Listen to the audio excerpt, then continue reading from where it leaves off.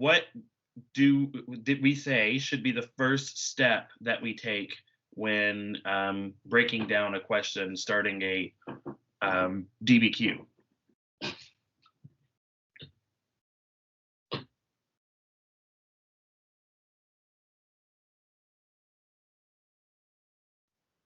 The first thing I did was write down some ideas of answers that I had before I read the texts. Okay, say that one more time. Sorry, I think I had you for part of it. The first thing I did was write down some answers that I thought of before I read. Okay. Things that I thought would be changes that happened during this time period. Okay, so that's good, right? We talk about some of the first things that we do. Can't find it again. Sorry, pause. Kelsey, if you can tell Phoebe, it should be, if she goes to her calendar on Teams, it should be there. If not, it should be on the homepage of the Teams. I think. Wait a minute, I might be able to call her back into the meeting if she shows up here. Maybe not.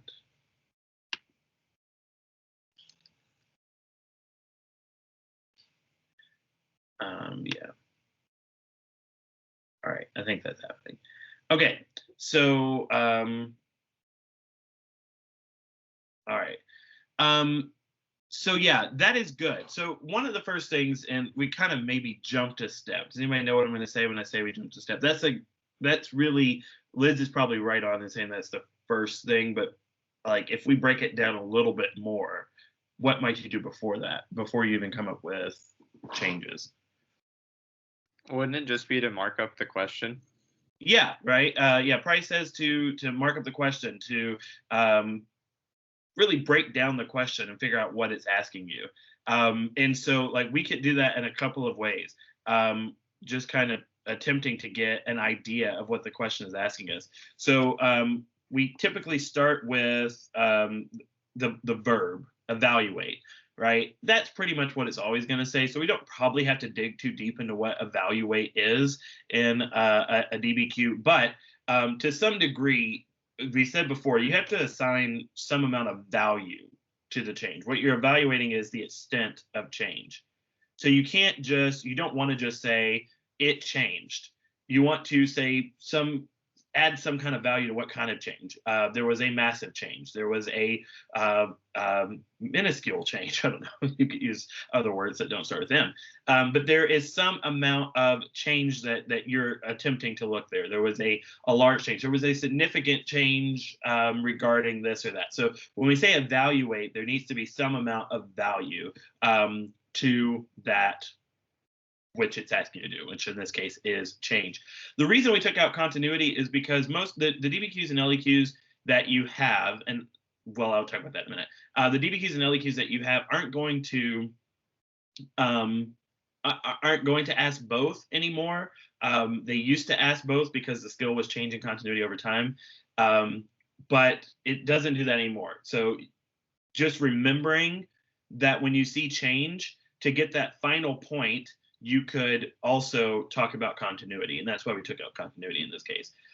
So the change that we're looking for is in the lives of African Americans. So in the lives, and when we're discussing the lives of African Americans, we have to kind of think about what that means to say the lives. Like there's some social aspect, there's some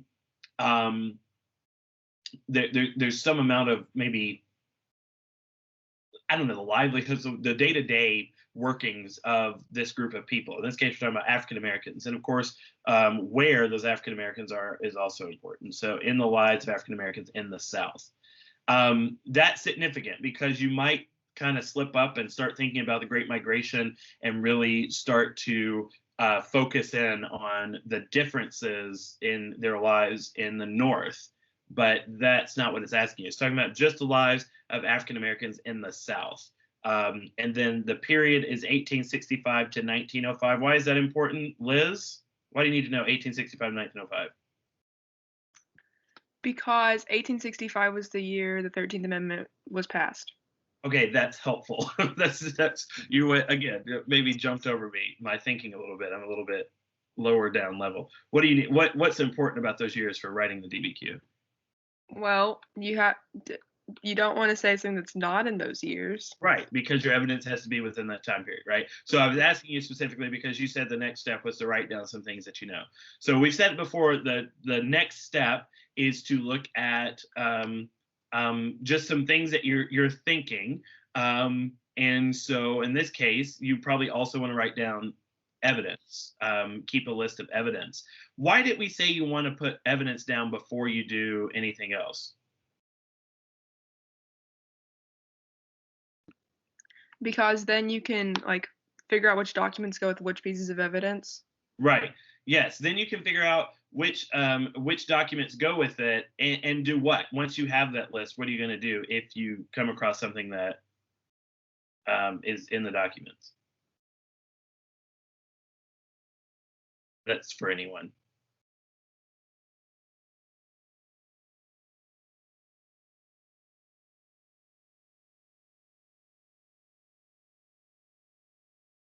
What do you, if you write down the list of evidence, do you, while you're reading the documents, what are you going to do with that list of evidence? If you see something that fits. Don't you make like a chart and like assign numbers to like different pieces of evidence? Okay, I suppose you could do that. So yes, okay, yes. Again, are you talking about like the thesis or like the outside evidence? The outside evidence, right? Oh, so writing down things that we can use for outside evidence, right? So then what do we do if when we're reading the documents, we see that evidence in the document?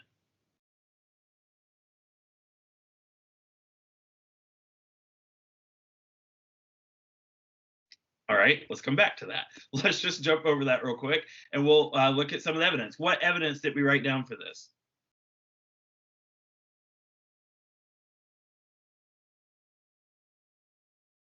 Change from 1865 to 1905 for African Americans. What did we write down?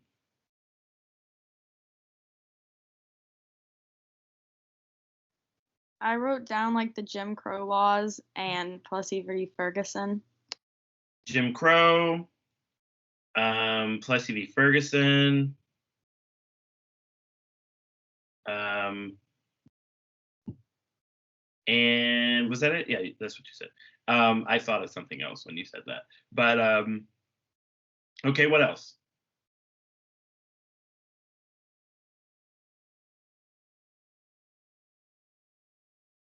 Did the Washington and the other guy speeches, were they in this time period? They were. Yeah, so Washington and Du Bois were both in this time period. And so you could definitely say, Booker T, Washington. And you could say like Atlanta Compromise. Oops. So you could do that. And you could say W.B. Du Bois.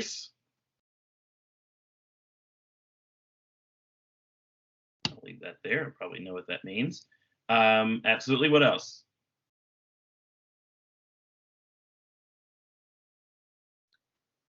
We said Jim Crow. There are other laws that are also, I mean, they're Jim Crow laws, but they kind of predated them. What do we call those?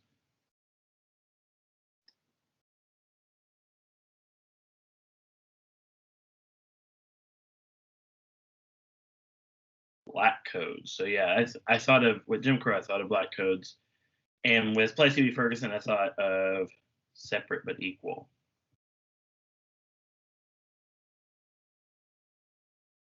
Okay. What else?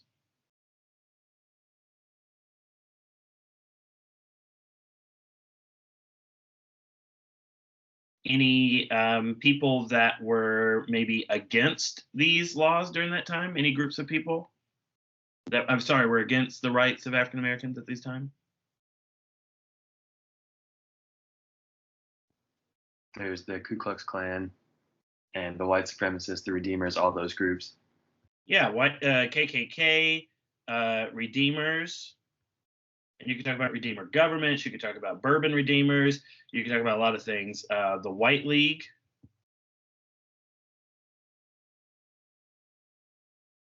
There's another one I had in my head and I forgot. Another thing you can always do, especially when you're talking about like laws and like lives of people, if you know your presidents, you can mention them. Probably can't list them all out, but if it's 1865, I mean, we could talk about Lincoln. We could talk about Johnson. Yeah, this is going to get embarrassing here in just a second. We could talk about Grant and Hayes, talking about the end of Reconstruction. And I'm going to put there you've got election of 76. Lost my head there. And I said Johnson. Yeah. Okay. So there's a lot there. You could probably go on. I don't know if others really matter as much, but you could probably put others. All right, so there's a lot here. There's a lot of Civil Rights Act. There's, I mentioned the election of 1876. You could also talk about the compromise the next year, 77. There's the Enforcement Act and the Force Act, sorry. Well, I think the Enforcement Act is the name of it, but it's sometimes called Force Act. I've also got 15th Amendment, 14th Amendment, 13th Amendment, 40 acres and a mule, lynching, National Association of Colored Women, New South, Niagara Movement, Panic of 1873, which helped lead to the election in 1776. We didn't say Reconstruction, but we could talk about Reconstruction. We mentioned Redeemers, sharecropping, Sumner, Charles Sumner, tenant farming, Tenure of Office Act, the Freedmen's Bureau. There is a ton of stuff that we could go through there. So all of those are on that list. So once you've got your list of things, what do you do next? You've broken down the question. Maybe you've thought a little bit about the answer, but you haven't fully thought through it yet. And then you haven't read the documents yet. What can you do next? Start reading the documents and marking them up. Yeah, you can start reading the documents. You can also, if you have an answer, and I sometimes you will, like here you kind of do. You probably know that the types of changes that happen. So you could go ahead and, like, I've used a term before, buckets. So you could go ahead and like draw out your buckets. Let's say you've got 2 reasons or 2 changes that you want to talk about. And you could talk about like essentially Jim Crow type things. And you could talk about, I don't know, you could talk about like voting. So like societal changes and then voting laws. So maybe that's what you're looking for. You could go ahead and do that. So then when you're reading the documents, you can go and assign those documents to the buckets, but you may not have an answer before you read the document. So just know, like, that's a little fluid what you do right away. So yeah, let's go ahead and look down at one of the documents. And let me see, I'm just going to pick one here. Let's start with the chart because I said before that charts are sometimes the trickiest because you will overthink them, or I mean, every once in a while underthink them, but overthink them is often what happens, and it takes too much time. So we're looking at this and we see African Americans in Congress, House of Representatives and Senate, 1865 to 1889. Okay, and you see from 65 there are none. So we see 0. Oops, go back. We see 0 there. And then by 1869, we see 3. All the way up to 1875, we've got 8. And then we can see it drops back down. And by 1887, there are 0. Okay. What could you maybe assign to this document? What could you talk about with this document? What's changed? What's causing this change? Well, I know in 1869, that was when the 15th Amendment was passed. Yeah. Okay. So what does that cause? Like they have the right to vote, so more representation. Yeah. So, and you could say that. You could say 15th Amendment. This is, I don't know why that is so like that. Hang on a minute. So you could say 15th Amendment. And this is context. So you got historical context you could talk about with that. Okay, so what causes the change? Why does it go up and then go down to 0? Why does that happen? Because at the peak is when they ended Reconstruction, and then when they ended Reconstruction, it kind of brought the Ku Klux Klan kind of came back into power. Right. So we could say here is the election of 76, and you could talk about that a little bit more, and then you could say redeemers and redeemers and like KKK or the White League, either would work there. So you could say that, and like I'm putting that there just so I know that's what I'm going to talk about when I get to that. For me, that's probably all I'm going to need to write down. I don't need to spend a lot of time on a chart like that because I can see that really quickly. Okay, context is that the 15th Amendment was passed. That meant that a lot more African Americans could vote. And then it gets all the way up to the elections, the election of 76, where that's sort of the peak. And then the Bourbon Redeemers react to that, and they come in with the KKK, the White League, and they are going to forcefully keep African Americans from voting, instilling laws, things of that nature. You could talk about, there are other laws that are passed in here that you could talk about as well. And that's going to end Reconstruction, and that's when that takes effect. So again, you're talking about change. You're talking about what happened before and then what happened there. So you're, depending on what your argument is, you could say the extent of change is mixed, or you could say that the change was massive at the beginning, but then returned, went away. That African Americans were given rights and then those went away. And so if that's a point that you're making, then you kind of have this document there. So that's one that you could look at. If you did pre-bucket, that's an interesting phrase, but if you did pre-bucket, then you might go up and say voting laws, that's document 3. And you might go down and put document 3 in your bucket. So that would work. And honestly, if I were doing it, I would have put the words on the other side and the numbers in there, but I didn't think that far ahead. All right, so that's that. Let me go down a little bit. Nope, never mind, it's the wrong one. I was going to try to find one more that works really well with it. Nope, give me a minute. Okay, okay, this is perfect. So we're looking at document 5. And this is just the only other one I'm going to really look at here. Source: interview with Henry Blake, African-American farmer in Little Rock, Arkansas, as part of the Federal Writers Project, a government program during the Great Depression. Okay, so again, always read the source first.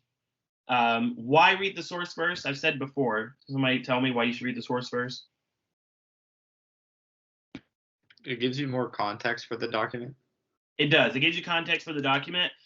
This also tells you, it doesn't tell you when this was written, except for that it was during the Great Depression. So it's not a primary source. This is probably not someone who, well, I guess if he's looking back on it, I should read the document. My first thought was that it's probably not going to be that, but in this case, it looks like he might have been around for the part that he's talking about. So he's looking at that. But it may tell you whether it's a primary source, secondary source, whether they saw it or not, the context, all of that kind of stuff. So it may tell you that. One of the main things that it could be is that maybe like you get the Atlanta Compromise speech. And we've gone through that. So maybe you're very familiar with something like that. You don't have to read it necessarily. You know what it is, you know what it's doing. So it could be that it's a document that you can say, oh, great, this is what's happening there. I can move on. And it may save you time from reading a document. You may not luck out and have one like that. So don't fret if that doesn't happen, but it could. So you always read the source first, figure out what you're reading. Sometimes the source will tell you what you need to know about the document. It'll be like diary of a woman complaining to the governor about whatever. It's like, okay, so she complained. Okay, so that's what she's doing. Maybe I'll go back later and find an exact quote, but I don't really need to figure out what's happening in this document to make my point here. So just kind of reading through, again, I'm not going to go all the way through it. One of the things that I picked this one for when I was just scrolling through briefly here, it's after slavery we had to get in right before night 2. If you didn't, Ku Klux would drive you in. All right, so if I see Ku Klux, what am I going to do?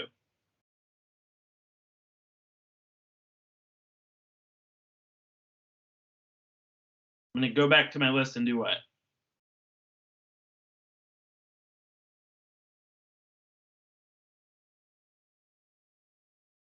Cross it out.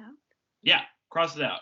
And the reason is because when you're trying to write, you're going to use this list to determine what you can put in for outside evidence.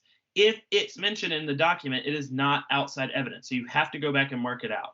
And you have to do that every time. This is why you make the list beforehand, so that the documents aren't like, you're not like thinking that you came up with it when it's really in the documents. And this is also why you want to write it down. And so get as many as you can right away, write them down quickly, sort of like we did, but have those there. All right, so now you've gone through, you've broken down the question, you have kind of gotten maybe an idea of where you want to go with this, and then you have, and you've written out your evidence, your outside evidence. You go through the documents, you break those down, you try to get an idea of how maybe you would use them, what ideas they support. What are you going to do now?